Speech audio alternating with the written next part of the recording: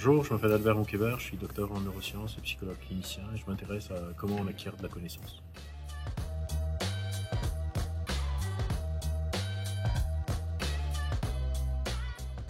En gros, notre cerveau est un organe qui essaie tout le temps de prédire qu'est-ce qui va se passer ou de quoi on a besoin et de préparer l'action.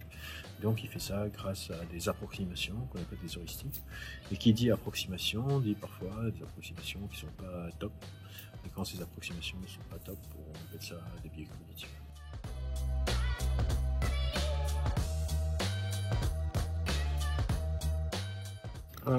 Il y a plein d'effets. Souvent, on en parle comme si c'est quelque chose de négatif, mais c'est pas juste quelque chose de négatif, c'est une sorte de manière d'interpréter la réalité qui peut être parfois positive. Par exemple, me dire que mes potes sont les meilleurs potes au monde, ça permet la cohésion sociale, alors que c'est pas vrai, mais c'est possible grâce à des biais de sélection, des biais de confirmation, etc.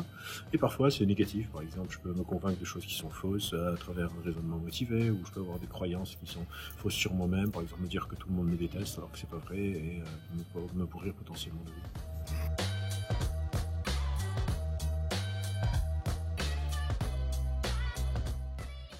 Notre cerveau, en général, nous joue des tours.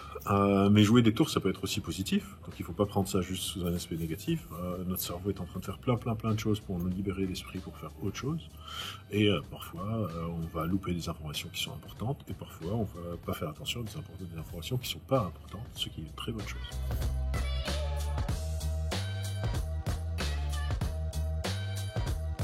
Alors souvent, on doit être attentif à pourquoi est-ce qu'on apprend. Est-ce que j'apprends juste pour réussir un examen ou est-ce que j'apprends parce que ça m'intéresse? La motivation intrinsèque de l'apprentissage est quelque chose qui est important. Quelles sont mes croyances sur une matière? Par exemple, si je crois que je suis nul sur une matière, ça va m'impacter négativement, je vais mettre moins d'efforts ou avoir moins accès à mes compétences. Parce qu'il y a les compétences et puis il y a l'accès aux compétences. Beaucoup d'élèves, par exemple, ont les compétences à la maison et quand elles arrivent à l'école, ils n'ont pas accès à ces compétences. Donc il y a tous ces facteurs, apprendre, pouvoir restituer, pouvoir répondre de manière convenable, qui rentrent en jeu et qu'il faut prendre en compte dans ce qu'on appelle l'apprentissage.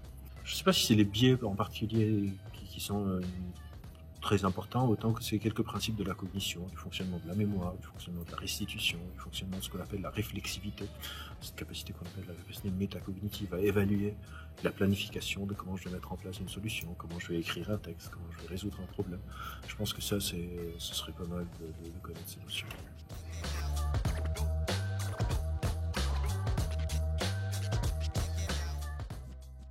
On ne peut pas tout expliquer du tout, au contraire, il faut se méfier même de on appelle ça de la neuromanie, cette volonté de vouloir tout expliquer par le cerveau, par les neurosciences. Les neurosciences, souvent, n'ont pas grand-chose à dire sur plein de sujets encore, c'est une discipline encore émergente, et il faut se méfier de cette neuromode, de vouloir genre mettre des biais cognitifs ou du cerveau un peu partout. Il faut tout le temps, quand on pense à un problème, trouver le bon niveau explicatif, et c'est pas tout le temps le cerveau le bon niveau explicatif.